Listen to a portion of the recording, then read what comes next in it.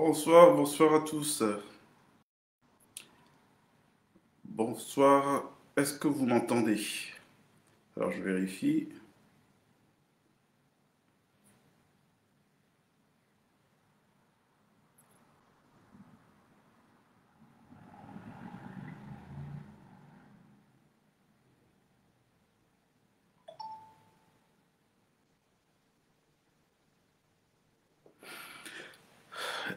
Est-ce que vous m'entendez?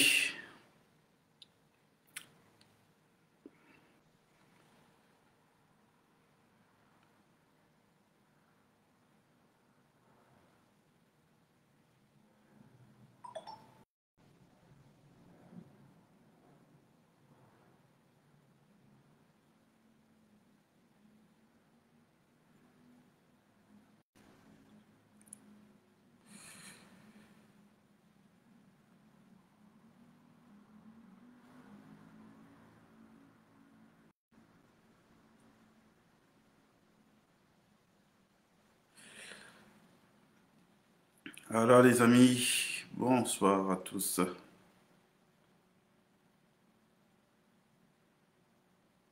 Vous n'avez pas affaire à un grand spécialiste des directs sur Facebook. Toujours est-il qu'on va essayer de se parler. Pouvez-vous déjà me garantir en me faisant un petit signal que vous entendez parfaitement bien, s'il vous plaît?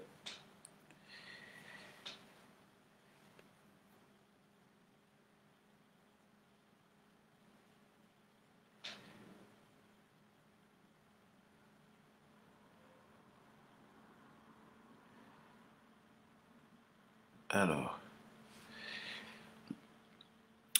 relative aussi à l'image.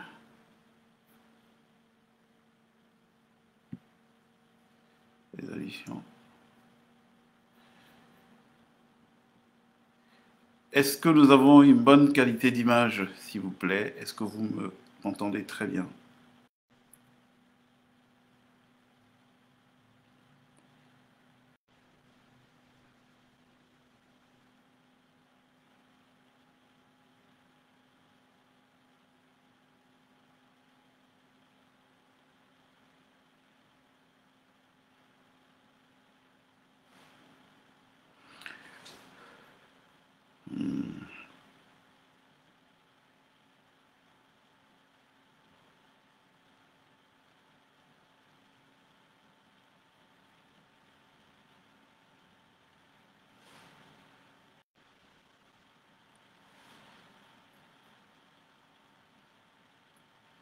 Alors,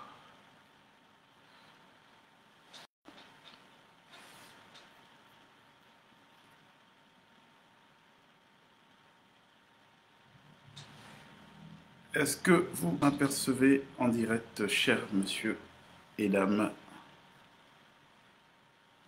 Ah, d'accord. Le son est bon. Est-ce qu'on peut commencer à se parler? On va laisser se connecter encore quelques personnes. L'important aujourd'hui n'étant pas le nombre de vues qui va être fait. C'est pas du tout le sujet. L'important, c'est de consigner cette communication sur ce support audiovisuel en laissant donc aux gens matière à venir consulter, reconsulter s'il le faut au besoin cette archive-là pour être parfaitement renseigné de choses qui se passent dans notre pays depuis quelque temps. Alors, on va attendre un certain nombre, essayez de partager s'il vous plaît. Partagez cette publication s'il vous plaît pour que elle soit protégée parce que je l'imagine bien, elle ne va pas faire l'affaire de tout le monde. Donc on pourra essayer d'être attaqué.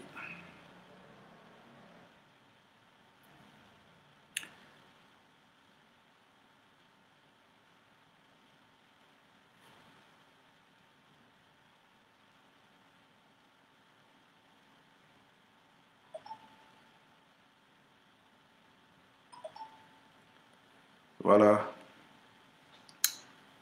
Veuillez partager ce direct, s'il vous plaît.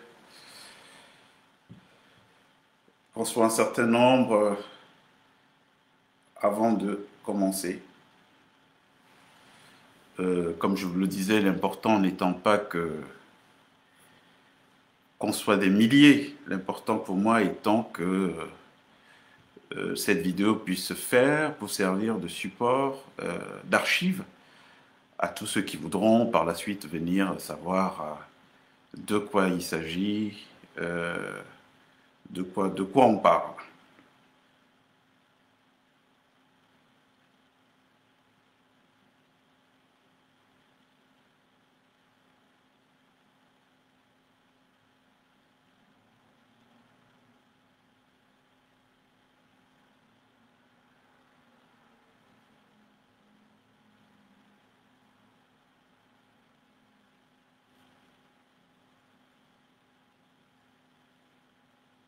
Ok.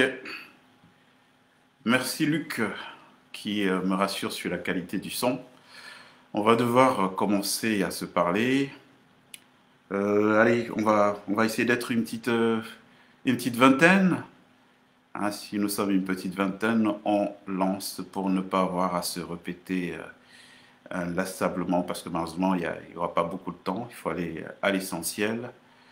Et puis, ça va être sans doute une première série sur tout un long feuilleton qui mérite d'être connu par les Camerounais parce que voilà, jusque-là, des choses se passent dans notre pays, mais elles ne sont pas totalement assumées. Hein. On est en train de devenir un État mafieux, si on peut dire ça comme ça, sans accuser en particulier notre organisation gouvernementale. Ce n'est pas de ça qu'il s'agit, mais d'indexer directement ces quelques brebis galeuses qui ont pris en otage notre administration publique pour faire des petites affaires entre copains, s'arranger entre eux, au point où aujourd'hui la sûreté du Cameroun est sérieusement menacée. Parce que ceux qui sont censés l'incarner, la défendre, la chérir, eh ben, sont passés du côté des voyous. Voilà. Donc, pour dire les choses très clairement, vous savez, moi, j'ai pas l'habitude de la langue de bois. Donc, on va se parler très très clairement. Alors, on attend d'être une petite vingtaine. Essayez de partager davantage cette communication, s'il vous plaît. Partagez cette publication, s'il vous plaît. Merci, merci mes chers amis. Vous qui êtes déjà là, je pense que ce ne sera pas du temps perdu pour vous. Non que ce soit des révélations spéciales, mais je crois qu'elles auront quelque chose de particulier, c'est que pour une première fois, on indexera directement les responsables sans langue de bois, sans fioriture, parce que dans ce pays, on a beaucoup laissé faire des gens habités par le cancer de la peur, hein, le cancer de la peur, qui a annihilé toute volonté chez nous de dénoncer des pratiques qui ne sont pas très catholiques et qui sont en train de pourrir notre pays, quoi. Voilà. Est-ce qu'on doit accepter que notre pays soit pourri plus qu'il ne l'est déjà? Je pense que non. Heureusement qu'il fera beau bientôt au Cameroun. Heureusement, il fera beau bientôt au Cameroun. Partagez, mes chers amis, ce moment d'échange avec nos compatriotes du Cameroun. S'il vous plaît, partagez ce direct et essayez de le protéger au maximum pour qu'on puisse se parler. Voilà, on est 17. Dès qu'on est 20, eh bien c'est bon pour moi, on peut lancer. Hein? Là, je vois qu'on est 17 là. Et 3 personnes, et puis on commence. Une archive audiovisuelle qui sera là, disponible pour tous, et de telle sorte qu'elle soit consultable autant de fois que cela est possible. Bon, je sais aussi qu'il y a beaucoup de nos amis qui nous regardent euh, sans forcément se signaler, hein. Ouais, parce que ça ne doit pas plaire à tout le monde, ce qui va se dire tout à l'heure, puisqu'on est dans la culture des cachotteries, et que toutes les fois on parle de mettre au vu, au su de tout le monde, les pratiques coupables que certaines tiennent dans l'ombre, et évidemment ça dérange, hein. Soit on paye quelques-uns de nos frères oisifs pour venir faire les perturbateurs, pour venir insulter, pour décourager les dynamiques, les dénonciations. Soit alors on utilise les moyens technologiques tout simplement voilà, pour que les choses ne se fassent pas. Mais je pense que ce soir tout ira bien. On fera de notre mieux. Alors on est 18, plus que 2 personnes, et puis on commence direct. Partagez ce direct s'il vous plaît. Merci.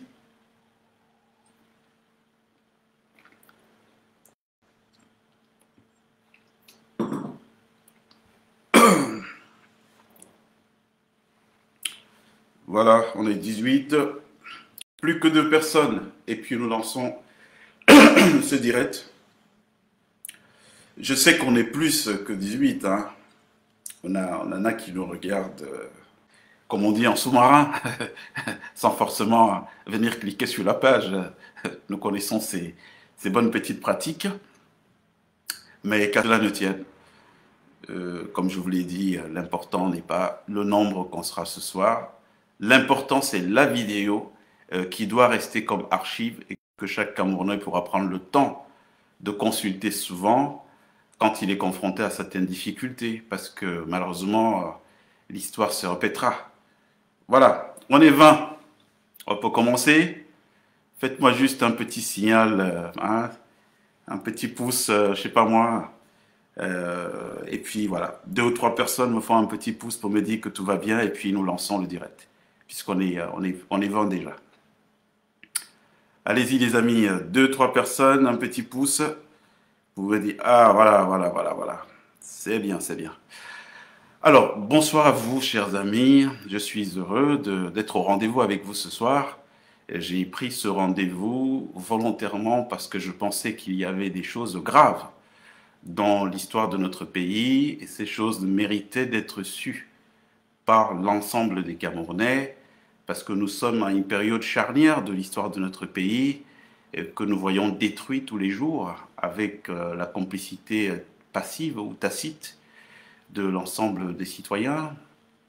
Pour certains qui ont la possibilité de dénoncer, qui ne le font pas.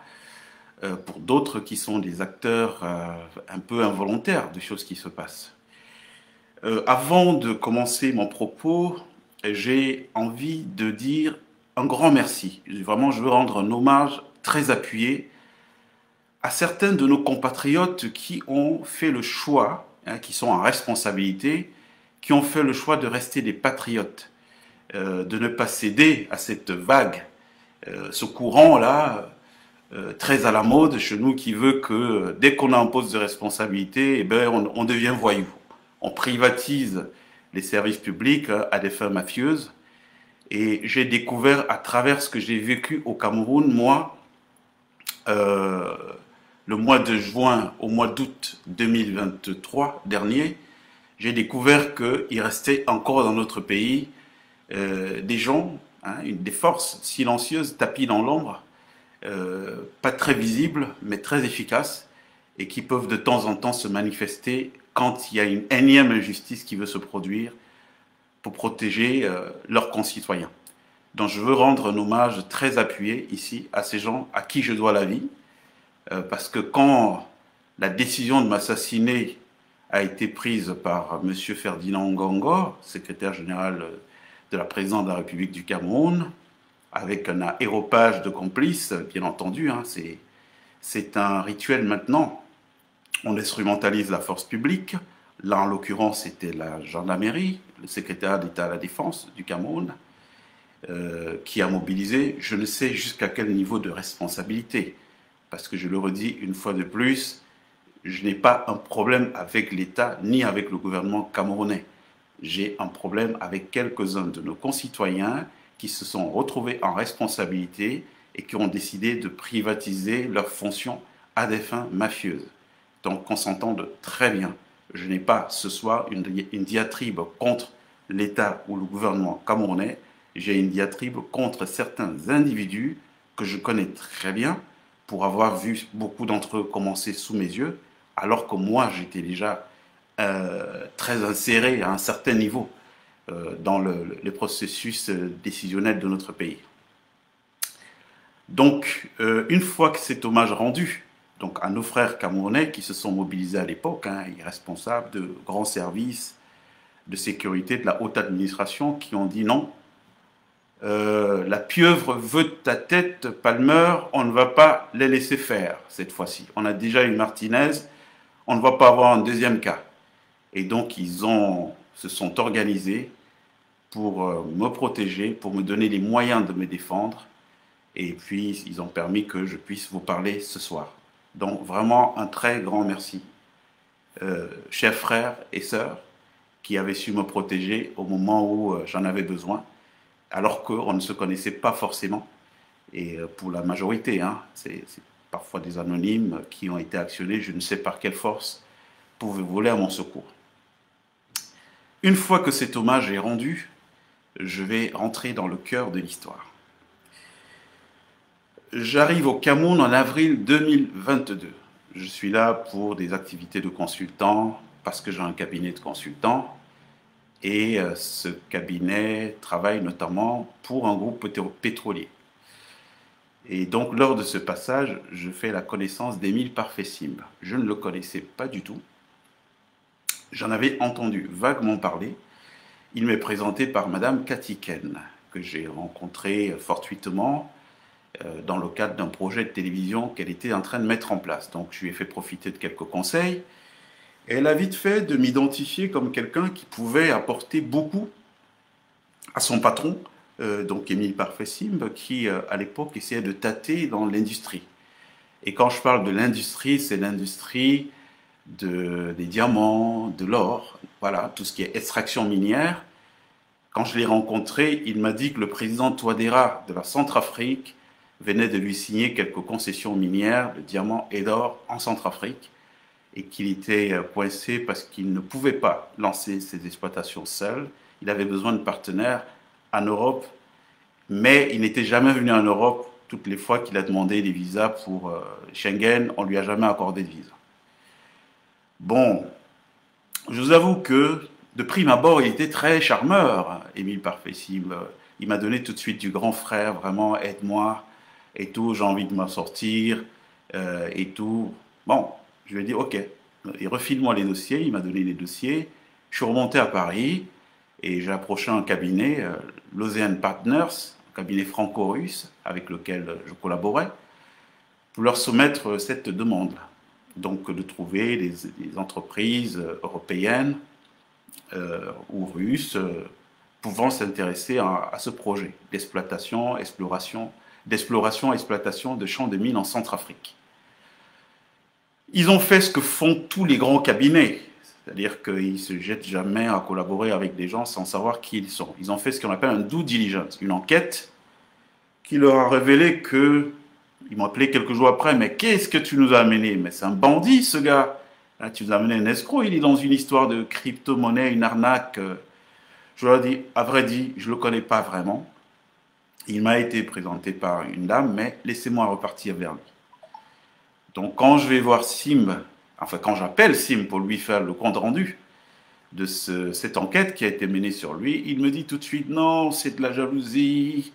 Il y a le MEDEF local, donc le patronat camerounais, qui est contre moi parce qu'ils sont jaloux de voir un jeune qui essaie de se battre. Il y a le lobby bancaire aussi qui m'en veut, ils m'ont fermé les comptes, je n'ai jamais escroqué personne. Mais il y a surtout des officines travaillant pour le compte du franc CFA qui voient d'un très mauvais œil l'idée que moi, Simb, Émile Parfait, que j'ai une alternative au franc CFA. Voilà ce qu'il me dit. Donc, je fais ce retour aux partenaires russes. Et ces derniers me disent, malheureusement, on ne peut pas coller l'image de multinationales russes aux côtés d'un type comme ça. Donc, il faut au minimum qu'il ait un engagement, donc il s'engage à l'idée que pour qu'on travaille avec lui, s'il faut exploiter ces champs de mines, eh ben, on va mettre une ligne comptable dans les bénéfices qui vont être affectés au remboursement de toutes ces victimes présumées de l'IEP Limal. S'il n'a pas fait de complications, il a accepté. Voilà comment la collaboration a commencé. C'est sur l'extraction minière en Centrafrique. Et donc, il m'a invité au Ghana pour voir ces immobilisations, plus d'une centaine de villas, des villas à 700 000 $ la pièce, hein. C'est-à-dire c'est des trucs costauds, plus d'une centaine, des quartiers entiers quasiment.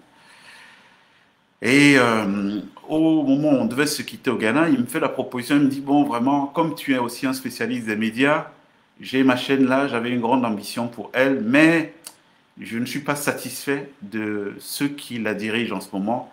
Notamment, j'ai envie de me séparer de Madame Katiken, qui est la directrice générale de cette chaîne. Et donc, j'ai besoin que tu me trouves un DG et que tu m'aides à structurer ce projet.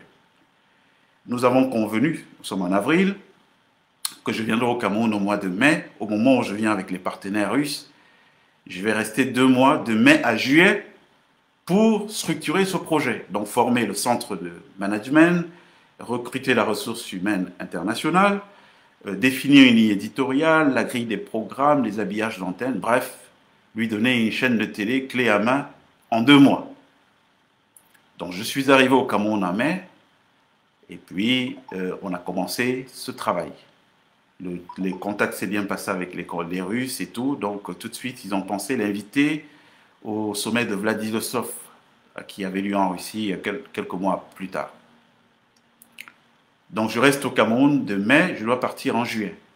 Et puis en plein mois de juin, patatras, Élie Parfait Sim est arrêté pour l'histoire de crypto-monnaie, que je ne connais ni d'Adam ni d'Ève. Et je ne sais pas comment il se dépatouille, mais je sais qu'il y a eu beaucoup d'argent qui ont été sortis. Il se fait libérer par sa bande de copains, je le découvrirai plus tard.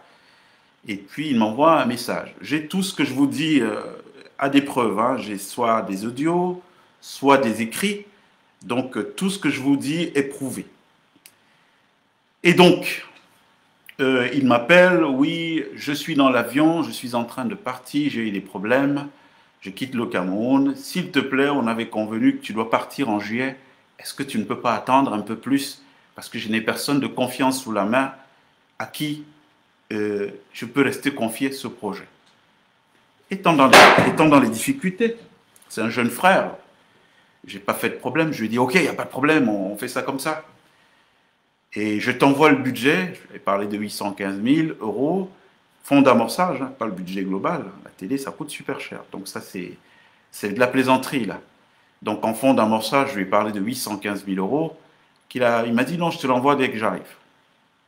Sauf qu'à partir de ce moment, ça a été rendez-vous sur rendez-vous. Oh, la semaine prochaine, la fin du mois. Et puis, je ne voyais rien venir. Et je me suis retrouvé facilement jusqu'au mois de décembre 2023 au Cameroun.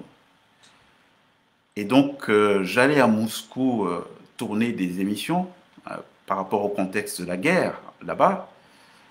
Et je le rencontre à Moscou, je lui dis, ben, on s'était entendu pour quelque temps, mais là j'ai déjà trop duré, il faut que je rentre retrouver ma famille. Je ne peux pas continuer à rester là-bas comme ça, surtout que tu n'as pas l'air décidé d'avancer. Sauf que moi, entre-temps, je suis dans un piège. Il m'a fait mobiliser des gens, j'ai déplacé des journalistes de l'étranger qui sont venus d'autres villes du Cameroun, et ils ne peuvent pas rester là. Donc j'ai commencé à sortir l'argent. Toutes les fins de mois, je faisais venir l'argent de Paris pour développer le projet, en tout cas à la phase où j'en étais. Donc il me dit ce jour-là à Moscou, non, vraiment, s'il te plaît, je suis désemparé, si tu t'en vas, le truc va tomber à l'eau, tout le travail que tu as déjà abattu, vas-y, donne-moi juste quelques semaines, je vais vendre 2 maisons et puis je t'envoie ce budget. J'ai dit, ok. Et il n'a jamais envoyé ce budget. Quelque temps après, le satellite a été coupé, satellite, soit dit en passant, que j'avais payé, parce qu'il avait promis d'envoyer de l'argent 2 semaines après et qu'il n'a jamais envoyé. Et je vous la fais vraiment court, hein. Donc, entre-temps, il y a plus de 40 employés qui sont complètement à ma charge. il lui arrivait de temps en temps d'envoyer 500 000 ou 1 million, qui était de la gnognotte. Parce que pour que vous compreniez très bien, ce projet avait besoin de 40 000 euros de charges mensuelles entre les productions, les charges du personnel et tout. On était à 40 000. Donc, quand il envoie 1 million, ça fait 1 500 euros, c'est que dalle. Donc, j'ai porté vraiment tout le reste à bout de bras. Les employés qui sont là, s'ils nous suivent, ils pourront laisser des petits commentaires pour dire si je mens ou si ce que je dis est vrai. Donc, on se retrouve en mars, à nouveau, à Moscou. Et puis là-bas, je commence à ne plus croire, parce que je découvre un être qui n'a pas le sens de la parole donnée. Mais jusque-là, c'est un petit. C'est mon petit, il m'a tendu la main. Bon, il est peut-être en difficulté, donc je suis resté tranquille. Mais le satellite a été coupé. On se retrouve là jusqu'au mois de juin. Et un jour du mois de juin, là je vous ai fait ça vraiment court, on était le 20 juin 2023. Eh bien, qu'est-ce qui se passe? Je descends à la télé et je trouve que les militaires ont fermé la chaîne de télé et ils demandent au personnel qui était dedans de sortir. Ils m'empêchent, moi, d'entrer. Et bizarrement, juste pour que vous compreniez, cet immeuble a toujours été gardé par des militaires. Sauf que bizarrement, depuis un an que j'étais là, c'était les mêmes équipes que je voyais tout le temps, qui changeaient. Et là, ce jour, quand je suis venu, j'ai trouvé des gens que je ne connaissais pas. C'était des militaires toujours, mais jamais vus en un an. Donc, je leur dis, mais pourquoi vous le faites ça? Ils me disent, non, mais c'est M. Sim qui a demandé de le faire. Est-ce qu'il ne vous a pas appelé? Je lui dis, non, il ne m'a jamais appelé. Effectivement, il ne m'avait jamais appelé. Donc, je leur dis, c'est qui votre responsable? Il m'indique le responsable, un colonel, que je vais voir. Et il me dit, ah, c'est vous, M. Palmer? Je lui dis, oui. Il me dit, ah, ben, écoutez, j'ai des informations très graves sur vous. Il paraît que vous êtes un agent, un espion français infiltré au Cameroun pour déstabiliser le pays à quelques temps de la présidentielle. J'ai failli tomber parce que je ne suis pas habitué à ce type de choses, quoi. Ouais, vous voyez, moi j'ai 30 ans de vie publique, pas de bavure, casier judiciaire vierge, je ne connais pas les choses fausses et tordues. Je lui dis, qui vous a dit ça? Il me dit, non, c'est Sim qui me l'a dit. D'ailleurs, là, je préfère vous dire que nous l'avons pris très au sérieux et tout. Donc, quand il me le dit, je prends congé de lui et j'appelle un copain à Yaoundé qui est aussi haut gradé dans l'armée en général. Et je lui explique la situation. Voilà ce qui vient de m'arriver, je ne comprends rien. Il me dit, allez, bouge pas. Je vais appeler mon frère d'armes qui est aussi général à Douala et il va te recevoir et vous allez gérer ça. Effectivement, quelque temps après, je reçois un appel, un général qui me dit, ah, monsieur Palmer, c'est vous? Bon, voilà, on m'a demandé de vous appeler. Si j'étais en train de quitter le bureau, mais si vous n'êtes pas loin, je peux vous attendre. Donc, moi, je suis à Bonapriso, je vais rapidement à Bonandio, je retrouve ce général qui me reçoit avec le colonel en question. Et il dit au colonel, bon voilà, c'est un ami de X, qui est mon frère d'armes général, je ne pense pas que l'information soit, ce qu'on vous a donné soit avéré, mon colonel, donc essayez de me régler ça. Je sors donc du bureau du général avec ce colonel, et puis le colonel, il s'exclame, il me dit, oh, la jeunesse camerounaise. Pourquoi, si ton frère veut fermer la télé, pourquoi il ne t'a pas appelé pour te dire je veux fermer la télé et puis vous entendez? Pourquoi fait-il ça? Et c'est comme ça que je découvre tout un tas d'histoires. Et il me traite d'espion, les services secrets russes lui auraient dit, soit dit en passant, les Russes que moi je lui ai présentés, lui auraient dit que je suis un espion français, que je suis pédophile, que je suis homosexuel, que je suis un violeur. Mais je vous dis, si je vous montre ce truc-là, j'avais l'impression qu'on parlait de quelqu'un d'autre. Ben, c'était bel et bien moi. Alors je me suis posé la question de savoir, mais pourquoi si Sim ne veut même pas tenir à ses engagements? Pour moi, c'est un mec qui est à la ramasse. Allez, je ne vais pas lui tenir rigueur. S'il ne peut pas me payer pour tout ce temps, c'est pas grave. Son jeune frère, je n'ai pas attendu après lui pour vivre. Je pourrais faire d'autres affaires. Mais ce que je ne comprends pas, c'est pourquoi tout de suite ce truc-là de destruction, de volonté de destruction. Alors, je le comprendrai plus tard. Parce que je suis tellement choqué que j'appelle un autre ami qui est aussi, ou un frère plutôt, qui est dans la haute hiérarchie militaire, administration militaire, si vous voulez ça. Je lui pose le problème, donc il faut porter plainte. Non, on ne peut pas intervenir s'il n'y a pas de plainte. Donc le lendemain matin, 21 juin, je vais déposer une plainte à la Légion de gendarmerie du littoral.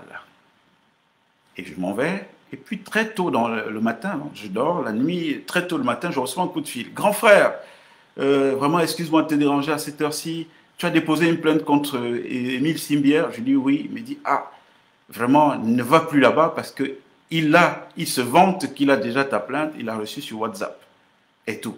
Je dis, ah bon? Il me dit oui.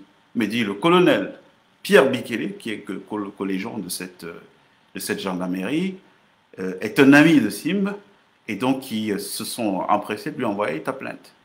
Donc moi, et je sais que c'est son ami parce que voilà, il me donne des éléments.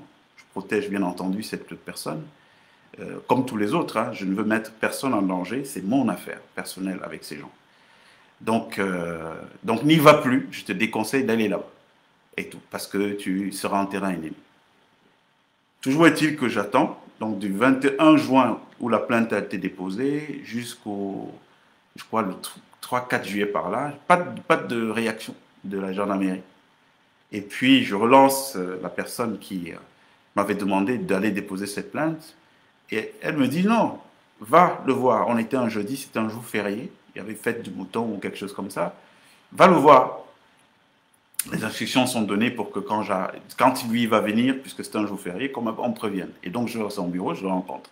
Et je tombe sur un mec super arrogant, il est colonel, donc super arrogant, qui m'interroge à charge. C'est moi qui ai porté plainte, mais il me pose des questions du genre, oui, mais ouais, ben, qu'est-ce qui prouve qu'il vous doit de l'argent? C'est pas n'importe quoi votre affaire. Entre-temps, j'avais soufflé à des amis quand on m'a dit le procédé de ma plainte qui se retrouve chez la personne que j'accuse et tout. J'en ai parlé à quelques-uns de mes amis qui ont eu tout de suite une réaction indignée. Il y en a un qui a fait un article de presse.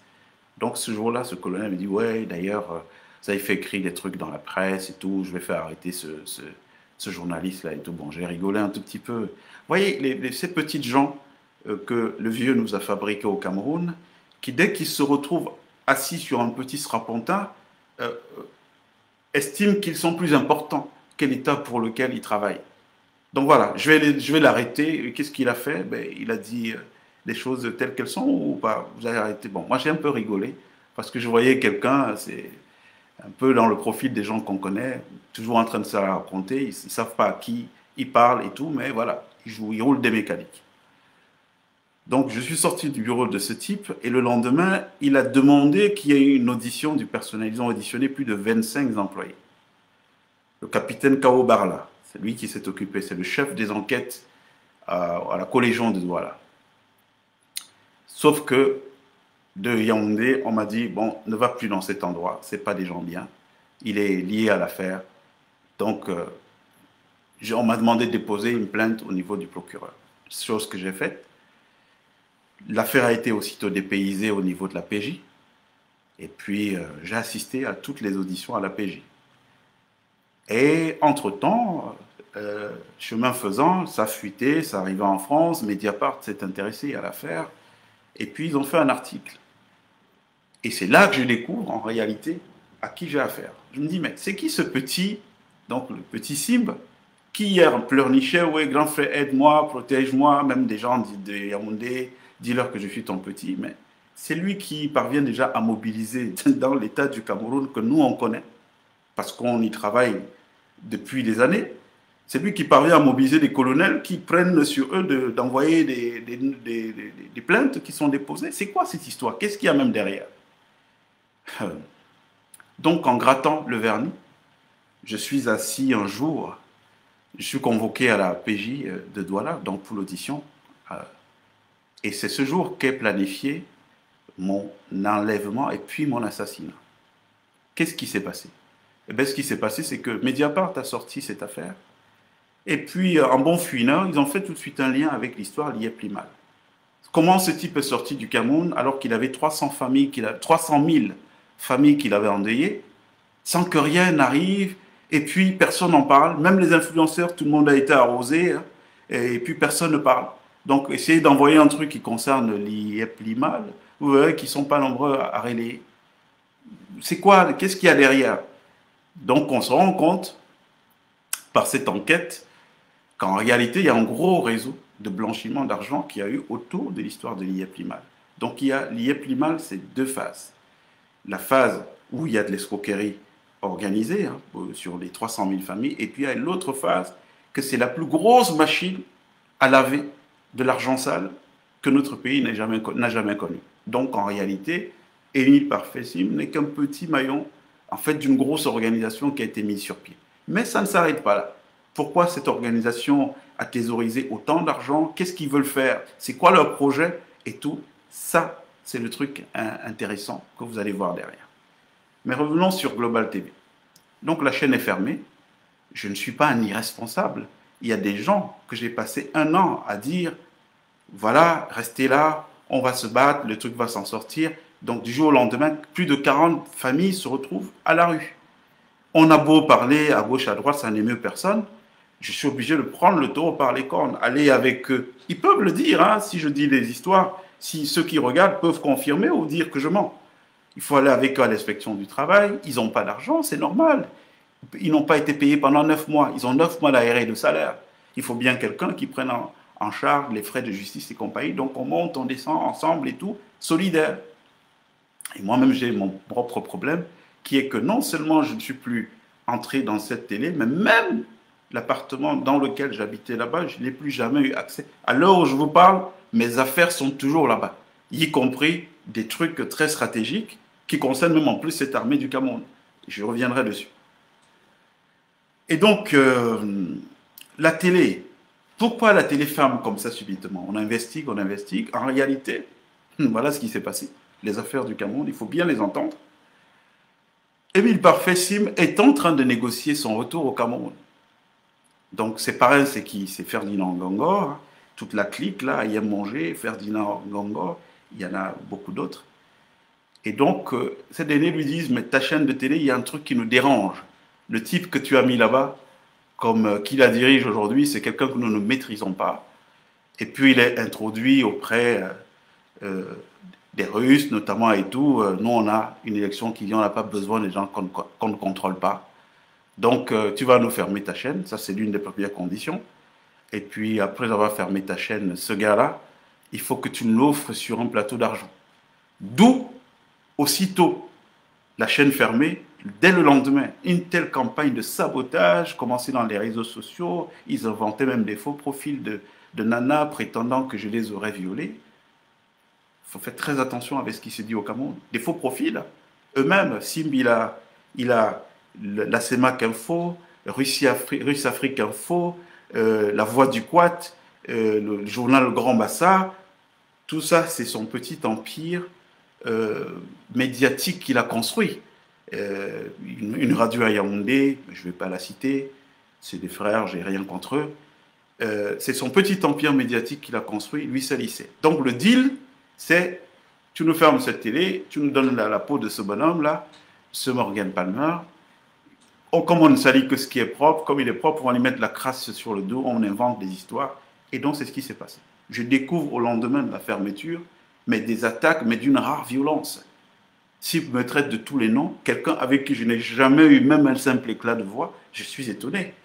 Quelqu'un dont j'ai participé à enterrer la mère parce que bloqué hors du Cameroun, il ne pouvait pas venir, comment se retrouve-t-il du jour au lendemain à m'insulter? Dès que j'ai vu ça, j'ai tout de suite compris que ce n'est pas le bonhomme qui agissait, il n'était qu'une petite marionnette qui était utilisée par les gens. Maintenant, il faut le prouver. Et la preuve, ça n'a pas tardé à la voir. Donc, c'est pour que vous compreniez l'épisode de la télé. Pourquoi la télé a fermé? La télé a fermé parce que nous avons des gens qui ont des visées sur le pouvoir. Ça, c'est pas un crime. Tout le monde a le droit d'avoir des aspirations. Bon, mais maintenant, c'est les moyens utilisés qui peuvent poser problème. Parce que ça veut dire quoi? Préparait-il un coup d'État et donc il ne faut pas de voix dissonante? Je reviens maintenant sur la question de mon assassinat. Nous sommes le 8 août 2023. Ce jour, je suis à la PJ où je réponds à une audition suite à la plainte que moi j'ai portée contre Émile Parfessim. Au moment où je sors, il y a quelqu'un qui me fait signe, me dit « Grand frère, viens ». Il y a des gendarmes bizarres là, il était presque 22 heures de la nuit. Hein. L'audition avait duré autant parce qu'il y avait un phénomène de coupeur de route. Et ça fait qu'il y a une mobilisation de toutes les forces de l'ordre de Douala sur l'axe Yaoundé-Douala. Donc du coup, ceux qui s'occupaient de nos enquêtes n'ont pas pu arriver tôt. On a fini l'audition vers 22 heures. Et donc, il y a une voiture de gendarmerie avec des gendarmes qui sont rentrés dans la PJ. Soi-disant, ils ont un mandat, un avis de recherche sur moi, donc ils doivent m'arrêter. Bon, mais écoutez, on a quand même fait un tout petit peu de droit. Un avis de recherche, c'est parce qu'il y a une plainte, il y a eu des convocations, 1, 2, 3, auxquelles on ne déroge pas, et donc après, on émet un avis de recherche. Mais quel est cet avis de recherche? On m'a porté plainte quand quand est-ce que j'ai été convoqué? Je ne me suis pas présenté pour l'avis de recherche. Et c'est donc là qu'un policier me souffle, nous on est fatigué, on ne veut plus notre affaire Martinez dans ce pays. Donc, heureusement, et là je tiens à tirer un coup de chapeau à la police judiciaire de Douala. Si aujourd'hui je suis en vie, je leur dois cette vie. Ils ont été républicains, ils ont trouvé que c'était louche. D'abord, pourquoi il y a une opération comme ça, leur patron, le directeur de la PJ, n'est pas prévenu? Parce que normalement, si c'est un truc qui est légal, dans les règles de l'art, le patron de qui les envoie doit appeler celui de la PJ pour dire il y a quelqu'un avec vous qui nous intéresse. Mais rien de ça n'est fait. Alors l'opération vient du CED avec la complicité du fameux colonel Pierre Bikele, avec la complicité du lieutenant-colonel Mbiale Dieudonné, et avec la complicité du colonel Mesma Ilundu, qui est numéro 2 des services secrets camerounais aujourd'hui. Voilà le tableau pour que vous compreniez très très bien. Donc je sors de ce commissariat protégé, et puis on me demande de venir à Yaoundé. J'arrive à Yaoundé. Vous permettrez que je dise on, parce qu'il y a des gens qui jouent ce rôle dont je vous parle, très important. Des gardiens du temple qui refusent de goûter à ce truc de malhonnêteté et de mafia qui est en train de gangréner notre pays. Donc il faut protéger ces gens. De toutes les façons, c'est des grandes personnes qui savent se protéger. Et s'ils ne pouvaient pas se protéger, elles ne pouvaient pas se protéger elles-mêmes, elles ne m'auraient pas aidé. Il faut venir à Yaoundé, et j'arrive à Yaoundé, et tout de suite, je suis armé, parce qu'on me dit clairement, c'est la pieuvre qui est là après toi. C'est qui la pieuvre? Pour que les Camerounais comprennent bien. Alors la pieuvre, c'est des gens dans notre État camerounais qui sont organisés, donc le Ferdinand Ngongo dont je vous parle. Je vous dirai tout à l'heure pourquoi je parle de lui avec beaucoup d'aisance. Ce Ferdinand Ngongo, et puis qui a instrumentalisé une partie d'éléments de la gendarmerie du Cameroun, parce qu'aujourd'hui, il faut savoir que c'est un corps mafieux. Si vous avez affaire à la gendarmerie au Cameroun aujourd'hui, je ne dis pas que tous les gendarmes sont des ripoux, non, je ne dirai jamais ça, mais je vous dis que beaucoup d'opérations mafieuses sont montées aujourd'hui à partir de ce corps d'armée. Et pourquoi? Parce que même la personne, au départ, qui a été bienveillante vis-à-vis de moi et qui occupe un certain rang quand même dans cette administration, au bout d'un moment, elle ne semblait plus très pressée de répondre aux différentes alertes que je lançais. Donc j'ai compris que ça venait de quelque chose qui était supérieur. Et qu'est-ce qui peut être supérieur? Nous savons comment s'organiser chez nous. L'organisation de l'État du Cameroun, je ne sais pas si on est très nombreux à la maîtriser. J'ai 30 ans de vie publique au Cameroun. J'ai commencé, j'avais moins de 20 ans quand j'ai commencé à entrer dans ce palais de l'unité, à ressortir et tout. J'ai vu des carrières se construire. Je vous parlais tout à l'heure de Ferdinand Ngongo. Je tiens à dire que quand je suis arrivé au Cameroun, je n'avais rien contre lui. Moi, je suis venu faire du business, je suis un homme d'affaires. Si l'argent que Sim le doit avait été payé, les employés avaient été payés, j'avais été payé, je serais reparti, personne n'aurait jamais entendu ma voix. La preuve, en 30 ans de vie publique, c'est la première fois que je m'exprimerai sur des offs. Par contre, Dieu seul sait. C'est ma mère qui dit souvent que c'est comme si on a posé une pierre tombale sur mes affaires, parce que je ne parle pas. Mais je pense que notre responsabilité aujourd'hui, nous qui aimons encore le Cameroun, c'est qu'il ne faut pas laisser passer certaines choses. Surtout quand des petites gens, qui ne doivent leur notoriété subite qu'au fait du prince, parce que le vieux, un peu laxiste sur la fin de sa carrière politique, a décidé d'élever n'importe qui. Et puis c'est n'importe qui, se donne des certaines allures, fières allures, et puis pense que le Cameroun est à leur service. Ils ne savent pas que c'est eux qui sont au service du Cameroun. Donc, je redis l'affaire. La décision de m'assassiner est partie de Ferdinand Ngongo, qui a instrumentalisé la gendarmerie camerounaise, notamment les lieutenants-colonels Bialo, signataires d'un faux avis de recherche. Vous allez voir sur Internet, il a signé un avis de recherche sur moi le 9 juin. Or, c'est le 20 juin que la télé a fermé. Donc, il n'y avait pas de problème. Donc, comment 11 jours avant qu'il y ait un problème, il y avait déjà un avis de recherche. Sur quoi? Alors que j'habitais là, il n'y avait pas de problème. Comme on dit qu'il n'y a pas de crime parfait, eh bien, voilà, vous avez des éléments. Donc, ce lieutenant-colonel Bialo, le colonel Pierre Bikele de Douala, et puis le colonel Mesmin Elundou, qui est l'ami de Simba. Parfait.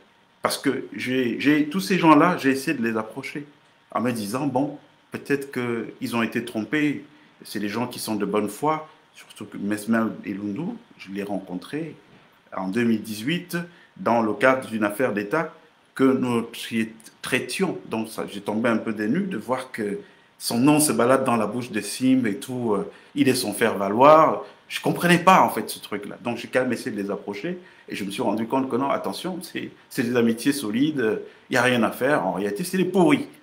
Voilà. Donc ces gens-là, ils ont ourdi mon enlèvement puis mon assassinat, mais ça n'a pas marché. Donc je me retrouve à Yaoundé et puis je suis aidé par les gardiens du temple qui me disent non, on ne va pas te laisser tomber. Et pour vous dire, ce complot-là, le jour où mon assassinat est prévu au Cameroun, il y a un seul journaliste camerounais qui s'est intéressé à l'affaire de Global. Parce qu'il y a eu un appel qui a été lancé par des confrères. On nous a fermé notre boulot du jour au lendemain. Et puis personne ne parle de nous payer nos droits. Qu'est-ce qu'il y a? Il y a un journaliste qui a quitté Yaoundé, Paul Désibia. Il est venu enquêter sur cette affaire à Douala. Il a rendu compte fidèlement. Je tiens à lui rendre un hommage ici pour son courage. Parce que les coups de pression, les gens qui appelaient pour dire « Ouais, mais ces gens-là, tu ne te mêles pas de ça et tout ». J'ai été parfois témoin de certains appels à ses côtés. Mais il a volé au secours de confrères qui étaient en difficulté. Sauf que le jour où mon assassinat était programmé, lui-même était convoqué ce même jour-là au CED. C'est-à-dire, bon, le seul gars qui parle de ça, c'est lui, donc on va l'isoler. On le fait venir au CED le 8 août. Le même 8 août, on enlève l'autre gars, donc il n'y aura personne pour parler. Oui. Et convoqué par qui? Par le même qui a fabriqué le faux avis de recherche, le lieutenant-colonel Bialo Dieudonné, qui a fabriqué le faux avis de recherche. C'est le même qui convoque Paul Désibia pour une affaire de diffamation. Il aurait diffamé Émile Parfait-Sim. Ah d'accord. Donc vous êtes en contact avec quelqu'un qui est recherché par la République, qui a spolié 300 000. Mais pour être en contact, j'ai des preuves matérielles. Ceux qui le veulent pourront me contacter inbox et puis je produirai tous les éléments qui sont à ma disposition. J'ai des preuves matérielles que ils sont copains comme cochons. Il y a tellement d'histoires, mais un seul direct ne suffira pas, il faudra en faire plusieurs. Donc, il y a une autre affaire dans cette histoire. Pendant que c'est en train de chauffer, parce qu'il se rend compte, Émile Parfait-Sim, que malgré les assurances qu'on lui a données en haut lieu, allez, on va le briser, c'est nous qui avons l'appareil répressif, donc t'en fais pas, il se rend quand même compte qu'il y a de la résistance. Et puis un jour, il commet une erreur, il sort, oui, on va balancer les vidéos intimes du personnel, ceux qui veulent faire de la résistance. Et puis, ça ouvre un autre chapitre. Émile Parfait-Sim a installé 257 caméras, de son propre aveu, dans son immeuble. Quand je suis arrivé là, j'avais cette information, je lui ai dit, je l'ai confronté, je lui ai dit, je ne peux pas habiter dans un endroit, puisque moi je suis censé recevoir des personnalités, je ne veux pas des histoires où il y a des vidéos. Il m'a dit, non, je te jure, il n'y a pas ça dans les trucs, mais moi on m'avait soufflé l'affaire.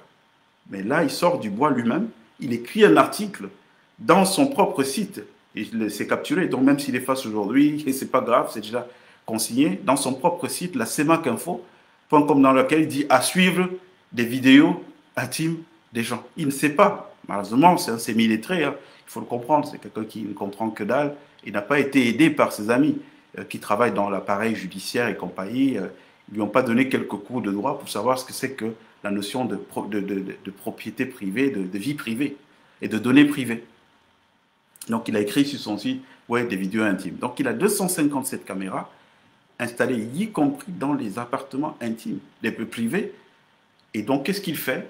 Eh bien, tout ça est relié à son portable. Et donc, monsieur, il est là, il clique appartement 1. Bon, je vais me rincer les yeux, je vais voir ce qu'il fait lui, parce qu'il a un autre problème, Émile Parfessim, que les gens doivent connaître. Bon, ça me gêne de dire ça, ça reste un petit frère, donc le but du jeu, c'est pas de casser. Moi, franchement, je vous le redis, si au moment où on a revendiqué qu'il règle ses engagements vis-à-vis de nous, ça avait été fait, si ses amis même, au lieu d'amener dans un bras de fer inutile, lui avaient dit non, ce monsieur-là, nous le connaissons dans cette République, c'est pas un homme à problème, il n'y a rien de sale sur lui, paye-le, entendez-vous, et tout, on laisse ça. S'ils n'étaient pas venus en mode, oui, on est tout fort, on a la présidence de la République, le secrétaire général, donc on va faire de lui une seule bouchée. Si ça n'avait pas été ça, franchement, il n'y aurait pas eu de problème. Parce qu'en général, je ne parle pas. Je vois des choses qui peuvent être désagréables, mais je considère, parce que j'ai une certaine stature que je me donne depuis au moins 30 ans de vie publique aujourd'hui, donc je ne dis pas ce que j'ai vécu en off. Mais là, en l'occurrence, il faut faire une exception. Parce que, en plus de cette tentative d'assassinat, quand ça n'a pas marché, ils ont organisé ce qu'on appelle un assassinat social. Ça veut dire, on va te tricoter une image. Vous avez vu hein, ces jours-ci, dans la presse au Cameroun, Morgan Palmer recherché, Morgan Palmer ci, Morgan Palmer ça. Les gens me découvrant sous une casquette, une étiquette qu'ils n'avaient pas l'habitude de voir, de connaître. Ben c'est eux, ces gens-là. Parce qu'ils sont toujours dans l'argent de la politique. Eux, ils me voient comme un homme politique, pendant que moi, j'étais un homme d'affaires qui était faire ses affaires au Cameroun et qui, que ça marchait ou ça ne marchait pas, qui pouvait rentrer tranquillement, sans qu'on ouvre un feuilleton politique. Donc aujourd'hui, je réponds en tant que politique, donc, puisqu'ils m'ont amené dans le terrain politique. Donc, l'histoire de 257 caméras n'a jamais prospéré. Dénoncé, redénoncé par plusieurs médias, pas une seule autorité n'a pris la parole pour dire mais c'est quoi cette histoire d'un type qui filme l'intimité des autres? Est-ce qu'il ne faut pas ouvrir une information judiciaire? Rien. Il est fort, son réseau, hein. Il est fort. Je me suis rendu compte que c'était aussi un lieu où se retrouvaient les frères de lumière, ceux qui travaillent de midi à minuit. Voilà, dans cet espace-là. Allez, qui lui a demandé de mettre ces images? Avec qui partageait-il ces images? Est-ce que ces images ont servi ou servent à tenir les gens au chantage? Je n'en sais rien. Mais on est toujours dans le cadre du complot qui vise la prise de pouvoir par des moyens qui ne me semblent pas très catholiques. Parce que si on va installer des gens, Émile Parfessim, qui est très lié à une magistrate à Yaoundé qui s'appelle Claudine Iloga, a d'ailleurs dit à des gens qu'il voulait tout faire pour inviter cette femme-là dans l'appartement et essayer d'obtenir des vidéos intimes d'elle dans l'appartement pour pouvoir la tenir par le chantage parce qu'elle embêtait toutes les fois qu'il avait besoin d'un service, il fallait qu'il envoie de l'argent. Il a dit, Émile Parfessim.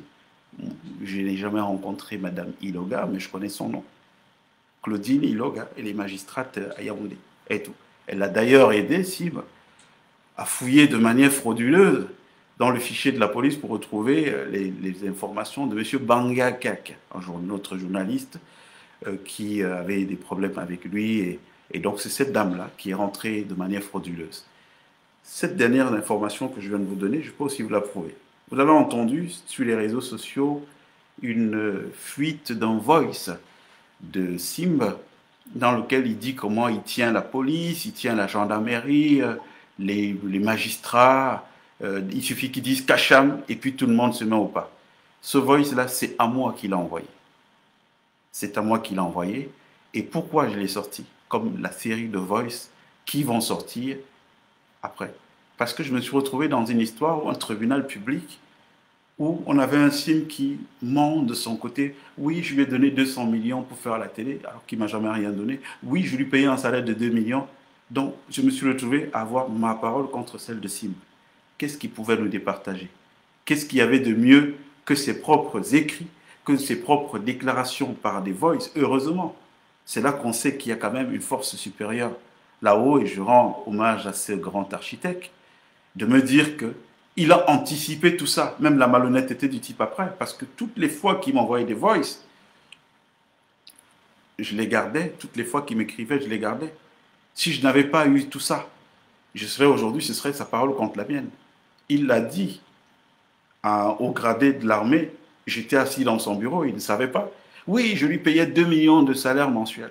Mais M. Sim me paye 2 millions de salaire mensuel et il n'arrive pas à payer les salaires des employés. Vous rendez compte? Donc ça a été salissure, montrer que je suis quelqu'un de pas recommandable. Et ça continue et ça continue. Sauf qu'il y a 2 étapes. Je suis parti du Cameroun en août et puis des anciens m'ont appelé et m'ont dit, ce problème, ce n'est plus ton problème, nous on va s'en charger, donc on ne veut pas que tu parles. Et depuis qu'il y a eu cette chose, je suis rentré en France, je n'ai jamais fait une déclaration. Je dis bien jamais. Sur aucun support que ce soit, je me suis allé dire à quelqu'un, jamais fait de déclaration. Et puis, depuis quelques jours, c'est des articles de presse, hein, la presse achetée.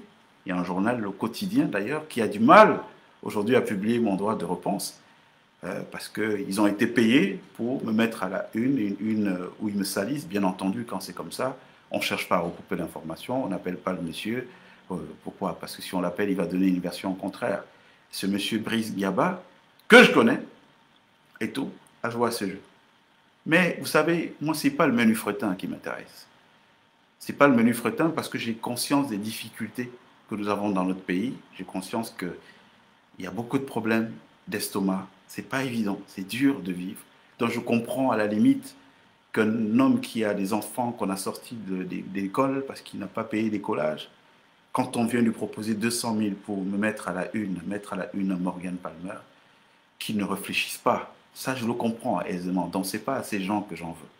J'en veux à ceux qui ont, fait main basse sur la fortune publique camerounaise, et puis fait main basse sur les leviers de nos institutions et s'en servent à des fins mafieuses. Ces gens-là, il va falloir, à un moment, qu'ils soient mis tous hors d'état de nuire.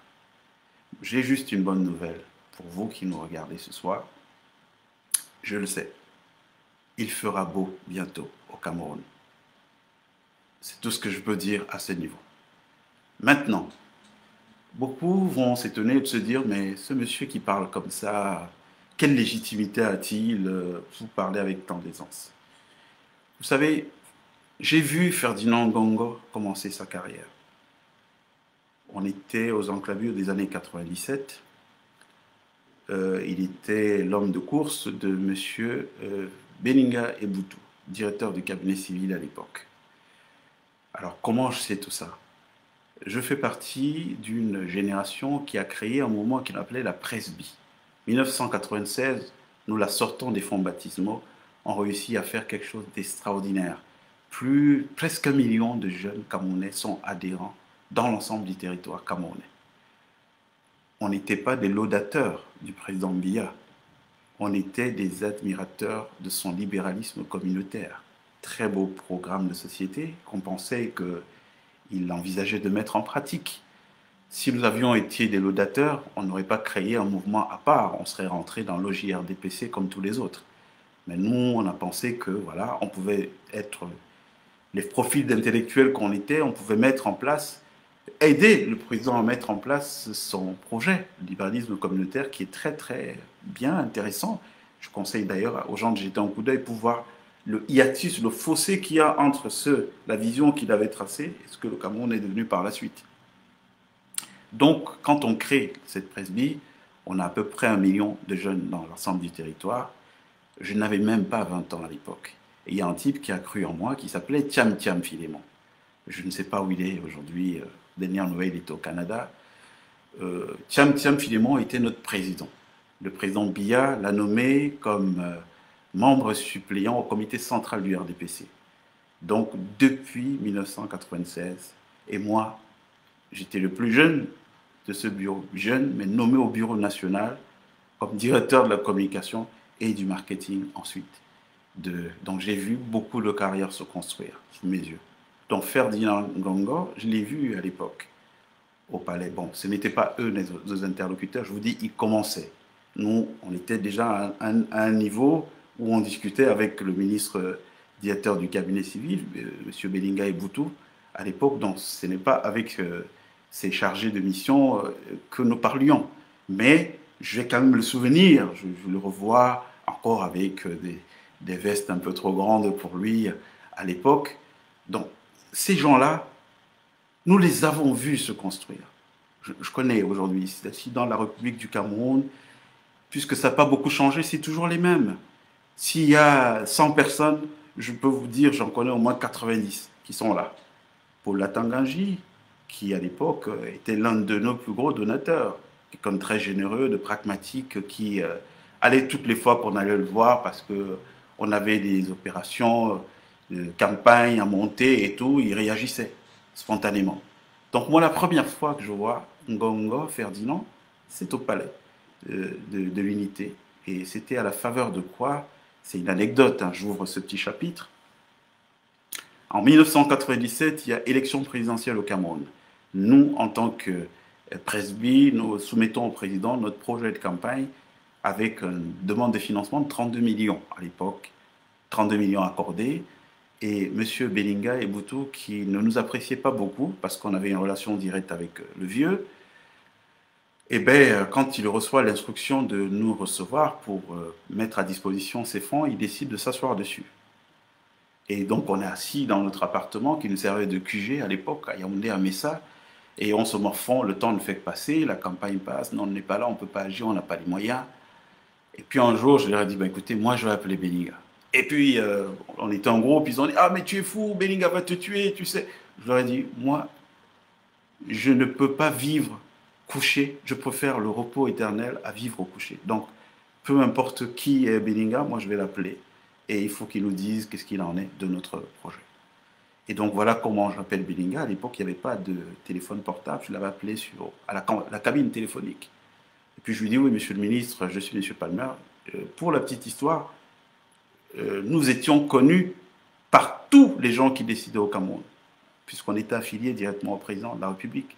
Nous avions organisé une marche à l'époque, on arrive au palais de l'Unité, le président est sorti avec Madame Biya, les petits juniors et machin, ils sont sortis. Il n'y a jamais vu dans l'histoire du Cameroun. Ils nous ont accueillis, les portes du palais ont été ouvertes, on a pu se restaurer tous autant qu'on était. Donc nous étions pour vous montrer le niveau de proximité qu'il y avait avec ces gens. Donc tous ces gens que vous voyez là aujourd'hui, qui roulent carrosse, la plupart, on les a vus se construire. Ce qui nous a mis, nous, hors de cette marche, c'est qu'à un moment donné, on est tombé, on s'est rendu compte qu'on se faisait beaucoup d'illusions.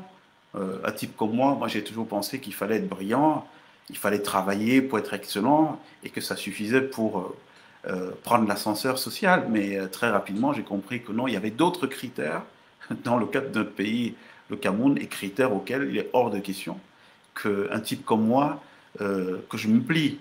Hein, vous savez, je comprends que chez nous aujourd'hui, tout le monde travaille de midi à minuit, mais nous, on l'est de nature, dans le sang.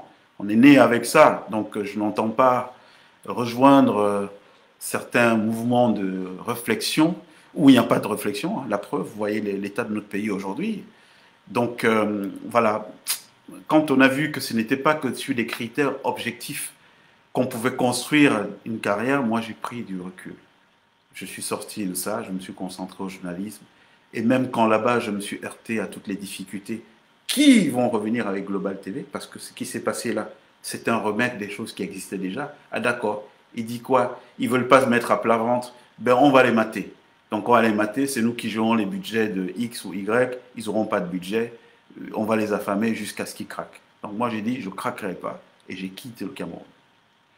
Donc il faut bien comprendre c'est quoi le parcours des gens, pour savoir quelles peuvent être leurs réactions. Donc, beaucoup de gens que vous voyez dans le sérail aujourd'hui, je les ai vus se construire. L'actuel Premier ministre, il nous recevait à l'époque, il était à l'ENAM. Donc, on a vu toutes ces carrières se construire. Le directeur de cabinet civil, la présence aujourd'hui, Il était quoi? Il était en 1997, il venait d'avoir son premier poste véritable. On l'avait nommé directeur de la coopération et je crois des Nations Unies. Mais tous ces gens, je vous le dis, il n'était pas à notre niveau d'introduction qu'on avait dans la République à l'époque. Son adjoint actuel, M. Babouké Oswald, j'ai connu aussi à cette époque-là, puisqu'il était l'un de nos membres de la Presby. Je fais partie de l'équipe qui est allée l'installer. Il représentait notre antenne en Guayaquil. Et tout. Pendant que moi, j'étais au bureau national. Donc, tous ces gens, il y a beaucoup qui sont méritants. C'est le cas de cet Oswald, Babouké et tout, travailleur, quelqu'un d'assez sérieux, et tout. Tous ces gens-là, on les connaît. Mais on les connaît à tu à toi. C'est-à-dire que la plupart d'eux sont des gens, si nous étions dans un schéma où les choses se passent naturellement, où les choses se passent comme ailleurs, je pense que dans les strates, on aurait une autre définition quand même des rôles. Bon, mais maintenant, chacun fait ses choix. Je respecte la vie, le parcours des uns et des autres. Ce n'est pas parce que j'ai vu quelqu'un au bas de l'échelle que je me refuse de ce qu'il est devenu par la suite. Non, respect total et tout. Mais il ne faut pas pousser le bouchon à un certain niveau. Moi, aucun gars de ce système ne m'a aidé à devenir ce que je suis devenu. Je me suis devenu sur la base de mon travail, de mes efforts personnels, de ma détermination, de mon abnégation. Donc, qu'un Ferdinand Ngongo, qui nous savons comment ça s'est passé, ouais, parce que je l'ai dit, 97, c'est son entrée en scène. Et je me rappelle, c'est l'année où la vieille, donc Madame Biya, a eu la tête de Belinga Eboutou, qui en mettait déjà un tout petit peu, donc on l'a fait partir aux Nations Unies. Et il avait donné, en partant aux Nations Unies, cette condition. Lui, il n'est plus à l'âge d'aller être ambassadeur, se taper ce boulot. Allez, il va partir avec le petit Ferdinand qui va travailler. Donc, pour vous dire que ces gens-là, nous les connaissons. On sait qui est qui dans la République du Cameroun. Pour revenir à l'appareil militaire, ces bureaucrates, bon, je comprends que peut-être aujourd'hui on soit dans une impasse et que la République ne soit plus ce qu'elle était. Parce que je crois que quand le Cameroun était Cameroun, il y a certaines nominations qui ne se feraient pas. Quand je vois par exemple aujourd'hui que le numéro 2 des services secrets camerounais, qui ont un problème d'image, parce qu'ils sont mêlés à une histoire de crime crapuleux d'un citoyen camerounais, ce n'est pas ce qu'on attend d'eux. Et justement, parlant de ce crime crapuleux, le 22 janvier, quand on découvre la dépouille de... Le 22 janvier 2023, ou 21 janvier, je ne me rappelle plus très bien, on découvre la dépouille de Martinez Zogo. Qu'est-ce qui se passe? Eh bien, je dis, ce n'est pas normal, on ne peut pas se taire. Tout le monde est muselé. Ah non, on va me tuer, moi je veux voir mes enfants. Je dis non, moi, ce n'est pas ces gens qui vont me mettre au pas. Impossible. Donc, on doit dénoncer ça parce que une injustice, où qu'elle se produise, est une menace pour la justice partout ailleurs. Donc, on ne va pas se taire et laisser ces gens créer de l'ensauvagement dans notre pays. Donc, je fais une déclaration télévisuelle dans laquelle je condamne fermement cet assassinat. Et quelle n'est pas ma surprise de recevoir un coup de fil d'Émile Parfait Sim en soirée. Et on échange, et puis au moment donné, on est coupé, il m'envoie un voice que j'ai. Je peux vous le faire écouter. Dans le voice, qu'est-ce qu'il me dit? Il me dit, oh, il n'a aucune compassion pour Martinez Zogo. D'ailleurs, sa mort vient du palais. On est le 22 janvier. Le 22 janvier, Émile Parfait Sim savait que la mort de Martinez Zogo vient du palais de la République. Donc, je le dis ici à Mondovision pour que si l'enquête, l'instruction qu'il y a autour de cette mort est sérieuse, ce dont je commence à douter, vu la longueur, et je sais qu'il y a beaucoup d'éléments aujourd'hui qui permettent d'établir des responsabilités, oui, parce qu'il faut pouvoir dire aux Camerounais qui a eu le pouvoir de donner des instructions au patron de deux organes de téléphonie, leur dire couper tel numéro de téléphone, c'est pas quand même sorcier de savoir ça. Ça coûte quoi? Ça coûte d'arrêter ces deux patrons et puis de leur dire, bon, maintenant, qui vous a donné les instructions? Et puis, si on sait qui leur a donné les instructions, on sait qui a tué Martinez. Bon, mais c'est une autre affaire. L'affaire en instruction au tribunal militaire, je ne veux pas rentrer dedans. Mais je veux quand même attirer l'attention que le 22 janvier, j'ai un message de Simb en voice où il me dit que Martinez, il n'a aucune compassion pour lui. Il n'avait qu'à ne pas parler de la ligne 94 et que d'ailleurs, c'est indépendant de lui, son corps, c'est un corps qu'on doit fouetter parce qu'il a vu des choses qu'on ne doit pas voir, et de toute façon, sa mort vient du palais, le 22 janvier. C'est le même Simb qui avait déjà conclu l'origine de la mort de Martinez le 22 janvier, qui a essayé de me faire assassiner.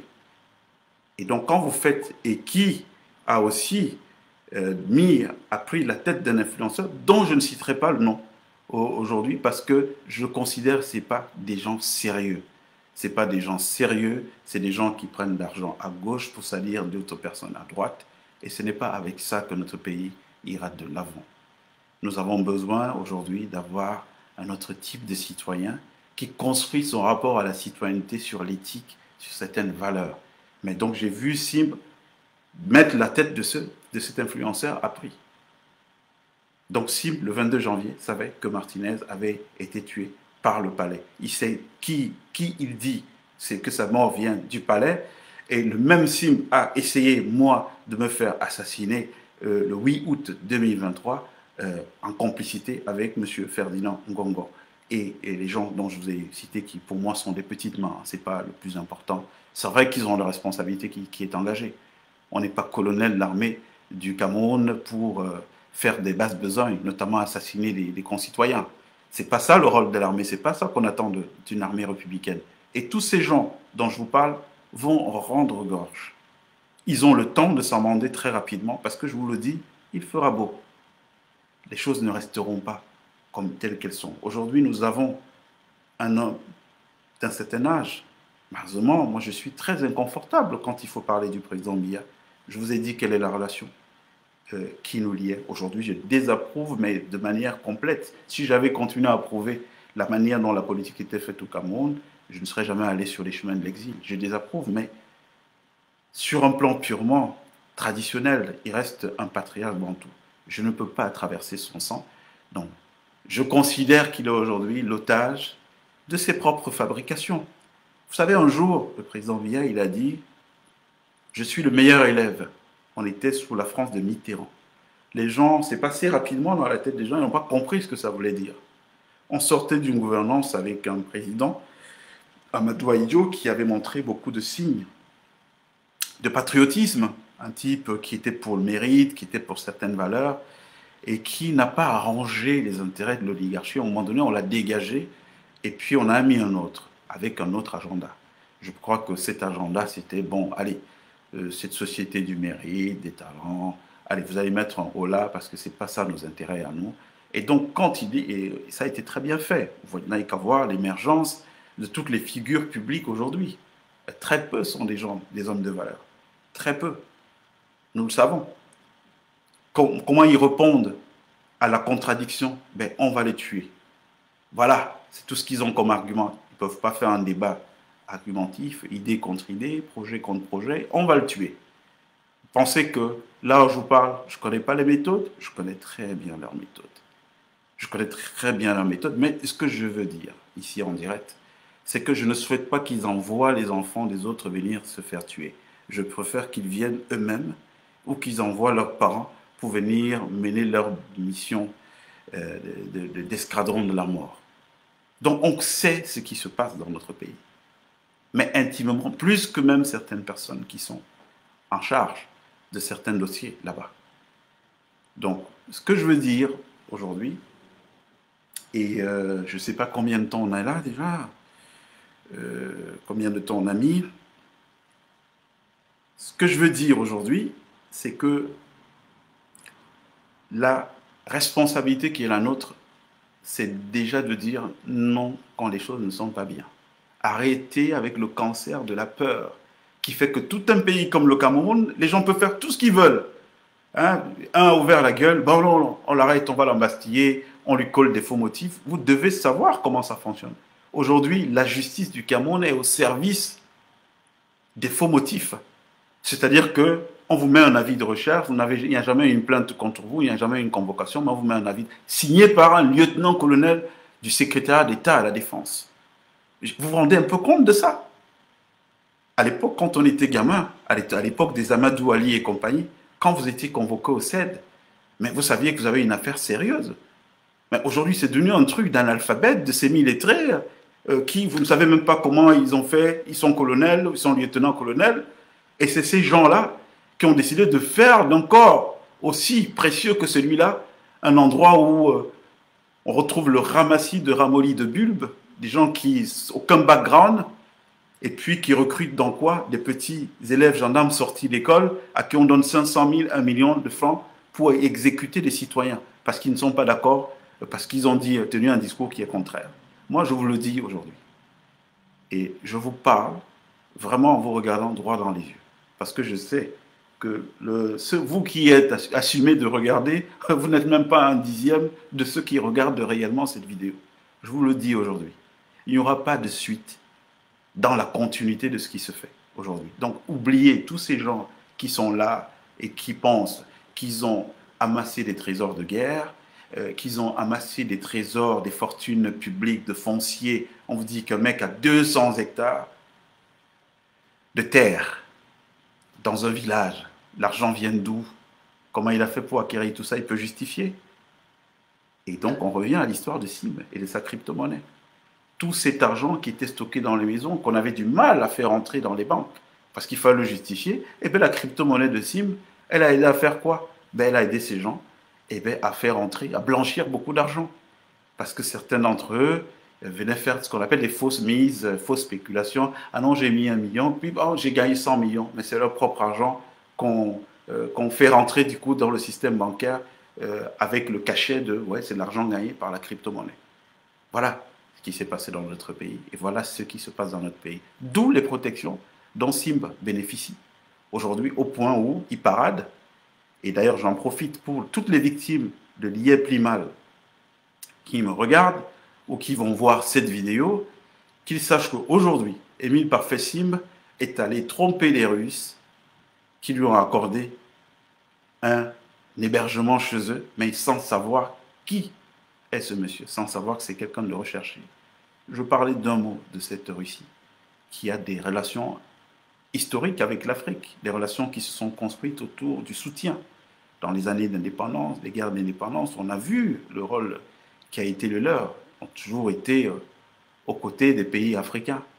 Aujourd'hui, on voit le retour en Afrique, et tout pour aider au règlement des problèmes de djihadisme, le terrorisme et compagnie. C'est une action qui est salutaire. Je ne pense pas que les autorités russes sont au courant qu'ils hébergent chez eux quelqu'un qui a endeuillé 300 000 familles. 5 000 milliards au Bamou, on parle. Moi, je vous dis, j'ai vu de mes yeux les immobilisations au Ghana. J'ai vu de mes yeux des immobilisations au Cameroun. Plus de 200 hectares de terre à Kribi. Kribi, 200 hectares de terre à Kribi. Je sais qu'il n'est pas seul, le petit Parfait Sim. Il y a avec lui tout un conglomérat de gens dont il est simplement le prête-nom. Je le sais, d'où les protections. Voyez bien, essayez de parler de l'affaire d'Yepna, vous allez voir, aucun n'est relayé quasiment par aucun influenceur, parce que tous sont achetés. Ils touchent l'argent à gauche pour salir, et puis n'essayez pas de leur envoyer certaines informations stratégiques, ils les rebalancent tout de suite aux personnes, ils obtiennent un petit cachet en retour. Bon, c'est pas eux mon sujet, franchement, je suis le dernier qui va jeter la pierre sur un jeune Camerounais, parce que je connais le contexte de notre pays aujourd'hui, ce n'est pas du tout évident.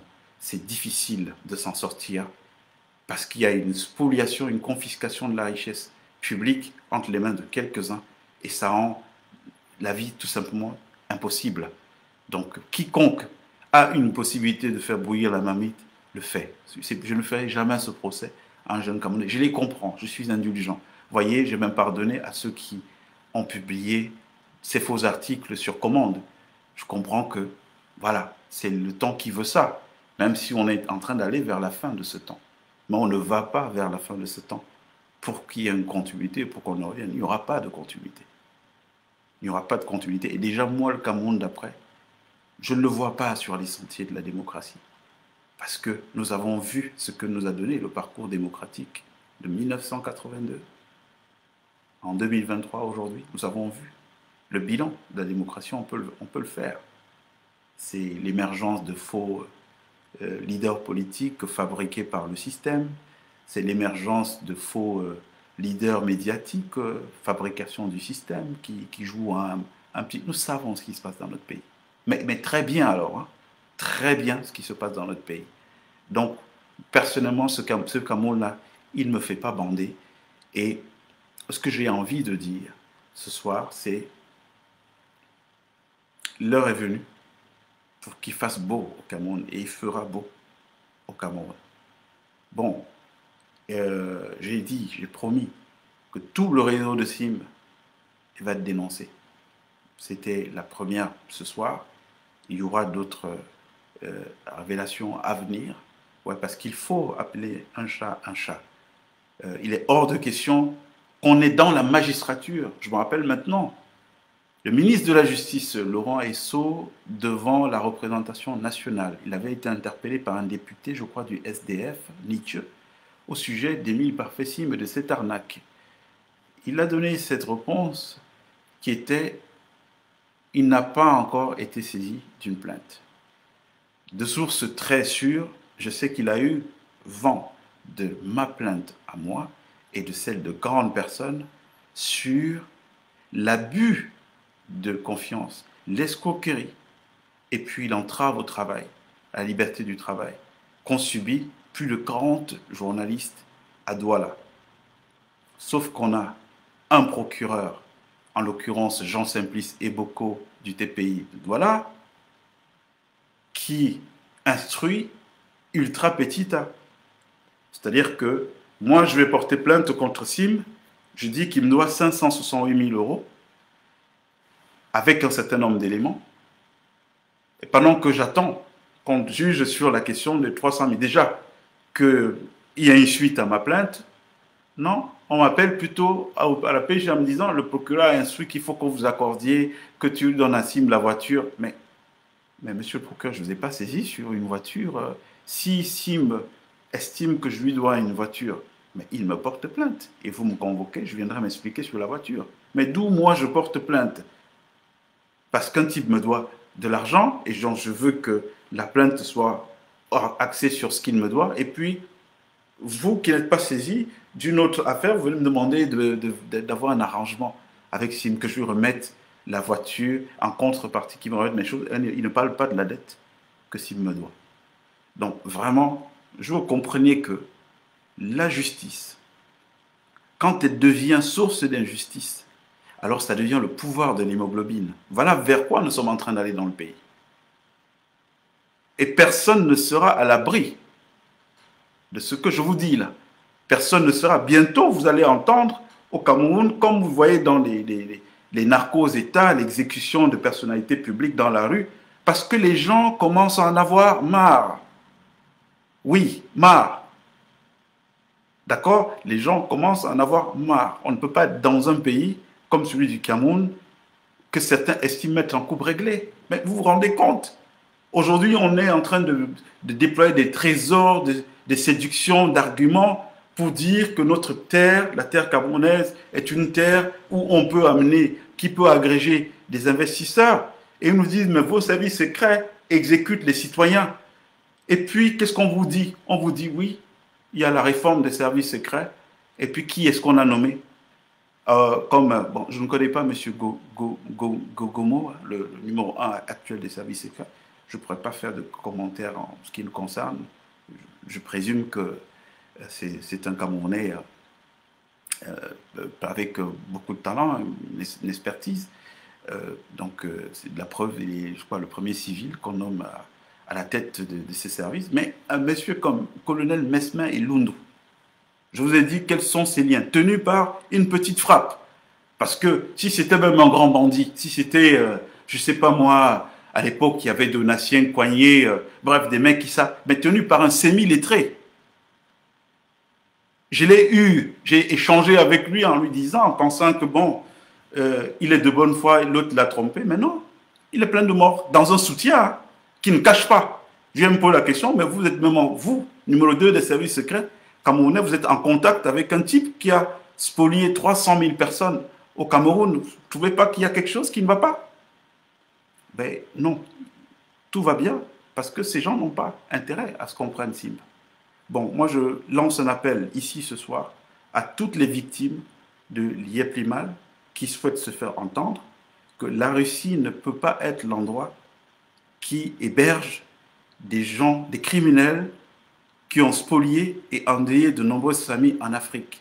Donc vous pouvez me contacter inbox, pour ceux qui le souhaitent, vous contactez inbox, et puis je vous donnerai la démarche à suivre pour que, au plus haut niveau de la Russie, qui soit au courant de la présence sur leur sol de quelqu'un qui a toute sa place en Afrique pour répondre de ces faits devant la justice. Voilà. Donc sur cette page, vous pouvez me laisser des messages inbox et on va organiser l'action. Sachant qu'on vit aujourd'hui, mais dans un univers de faux. Vous prenez même un avocat, vous n'êtes pas sûr que le mec ne deal pas par derrière avec la partie adverse et tout. Vous ne savez même pas ce qui se passe en réalité. Donc ces pauvres victimes, je ne sais même pas. Ça a prospéré, ce qu'ils essaient de faire, qu'est-ce qui est fait et tout. Tout est sujet d'argent. Vous contactez un journaliste pour lui dire il y a tel truc, il prend votre confession et il amène à la partie adverse disant bon voilà ce qu'il veut qu'on fasse et tout. Donc voilà, moi je te contacte pour qu'on éteigne l'affaire et puis il touche de l'argent. Vous vous rendez compte dans quoi on est dans ce pays? Non. Donc pour aujourd'hui, je pense que nous pouvons nous arrêter là. Bon, je redis, même pour ceux qui veulent des preuves matérielles de ce que je vous dis, je peux mettre à leur disposition ces preuves inbox. Donc, vous me contactez inbox et puis je vous mettrai à disposition les preuves, les audios, pas les écoutes. Moi, je n'enregistre jamais les gens. C'est un principe que j'ai parce qu'on ne peut pas arriver au niveau où j'ai été dans ma vie professionnelle à tuer à toi avec des gens qui dirigent ce monde et être dans les réflexes des gens du quartier qui enregistrent. Moi, je n'enregistre pas les gens. Tout ce que j'ai comme éléments audio sont des voices qui m'ont été faits par M. Simb et que je sors aujourd'hui étant très à l'aise parce que ce type s'est permis de se laisser instrumentaliser et de mentir de manière éhontée sur moi en prétendant des choses qui sont démenties par ses propres voices. Donc je suis très à l'aise et ses propres voices et ses propres écrits, je suis très à l'aise de les mettre sur la place publique pour que la campagne qu'ils ont mis en place qui vise à me salir, et bien que cette campagne ne prospère pas. Voilà, je vous remercie mes chers frères et sœurs camerounaises qui avaient pris le temps de m'écouter. Je sais que vous avez beaucoup de choses à faire, il est 7h30, il faut peut-être vaquer à vos occupations. Je vous recontacterai ultérieurement pour d'autres communications, tout autant qu'austrien, parce qu'il faut tout ce réseau doit être connu des Camerounais et les procureurs qui travaillent pour SIM en off, hein, vous allez porter plainte à SIM et puis c'est avec SIM qu'on décide de la suite qu'on donne. Alors il a envoyé ça. On fait quoi? Bon, on fait prospérer, mais après on va le faire mariner et tout. On tourne. SIM a eu un procès avec des employés qu'il n'a pas payé pendant 9 mois. Il y a eu 3 audiences, il n'est venu à aucune des audiences. Il n'a pas envoyé d'avocat, rien, à aucune des audiences. Mais il se vante, il le dit. Pour vous qui traitez avec Sim, il faut savoir que c'est quelqu'un qui n'a pas de niveau. Hein? Il n'a même pas la classe pour se dire, bon, il y a des choses qu'on se dit dans certains sectes, ça ne doit pas ressortir au quartier. Il se vante, il dit, bon oui, il m'a envoyé un droit de réponse, on m'a déjà envoyé ce droit de réponse là, avant même que ça ne paraisse. On a toutes ces informations qui nous reviennent. Nos jeunes frères de la presse, je n'ai pas envie d'en parler. Parce que pour moi, c'est des pauvres gens qui se battent comme ils peuvent. Et tout, bon, on ne va pas leur en vouloir. Ils ne sont pas pires que les autres Camerounais. C'est l'air du temps qui veut ça. Mais tous ceux qui ont une charge publique, et je le dis, ne comptez pas sur l'affaiblissement de notre patriarche. Ne comptez pas sur ça pour penser que vous allez faire. Non, le Cameroun d'après ne se fera pas avec vous. Je préfère vous le dire.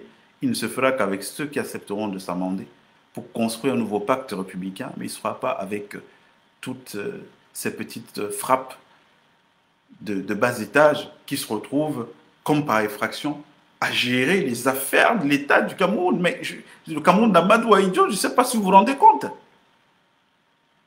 Bon, je vais m'arrêter là aujourd'hui. Merci encore de m'avoir accordé votre temps et votre attention. Bonne soirée.